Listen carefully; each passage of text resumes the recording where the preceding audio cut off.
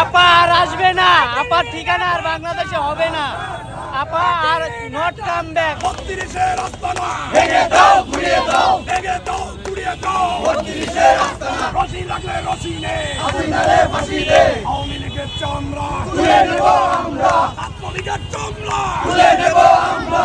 জুলাইযোদ্ধারা রাজপথে, সজাগ থাকো বাংলাদেশ, ষড়যন্ত্র হয় নিচে। বাংলাদেশের সার্বভৌমত্বের সাথে রাজপথে ছিলাম, অঙ্গ দিয়েছি, আমার সহযোদ্ধারা শহীদ হয়েছে।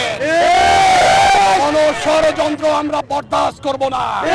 আমরা জুলাই যোদ্ধা কেন্দ্রীয় নির্বাহী কমিটি, আমরা রাজপথে ছিলাম, রাজপথে আছি, ঐক্যবদ্ধ থেকে যে কোনো পরিস্থিতি মোকাবেলা করার জন্য আমরা প্রস্তুত। আমরা মৃত্যুকে ভয় করি না, আল্লাহ প্রদত্ত বেঁচে আছি। আমরা বাংলাদেশকে নিয়ে ষড়যন্ত্র করবেন, আমরা তারা রাজপথে বেঁচে থাকতে কখনোই সম্ভব হবে না। শেখ হাসিনাকে স্পষ্ট করে বলে দিতে চাই, যারা আমার সহযোদ্ধাকে শহীদ করেছে, হেফাজতে শহীদ করেছে, বিডিআর হত্যাকাণ্ড করেছে, এভাবে করে 24-এর গণ অভ্যুত্থানে আমার সহযোদ্ধাদেরকে শহীদ করেছে, তার কোনো ক্ষমা নেই, তার কোনো। আমরা 24-এর মুক্তিযোদ্ধা এই বাংলাদেশকে স্বাধীন করেছি বিদায় আজকে বিভিন্ন মন্ত্রণালয় ভালোভাবে চলছে। এই জন্য স্পষ্টভাবে বলতে চাই, জুলাই যোদ্ধাদের বিভিন্ন জায়গায় আক্রমণ করা হচ্ছে।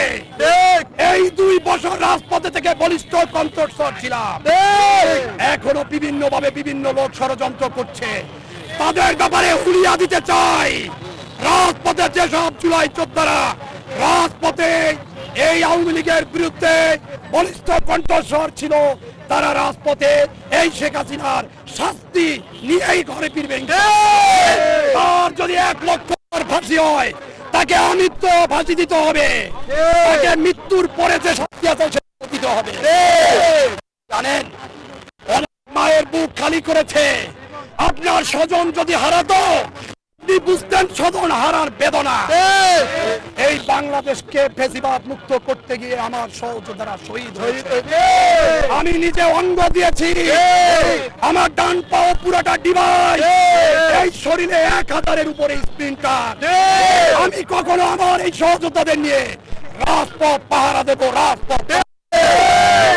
আমরা কখনোই আইনের শাসনের বিরোধী করব না। তার আইনের শাসনে যদি 100 বার ফাঁসি হয়, আমরা সেই ফাঁসি দেখতে চাই। ডিসেম্বরে আসবে কি আসবে না আমরা সেটা জানি না, কিন্তু যদি আসে তাকে ফাঁসির কাস্টে আমরা দেখতে চাই।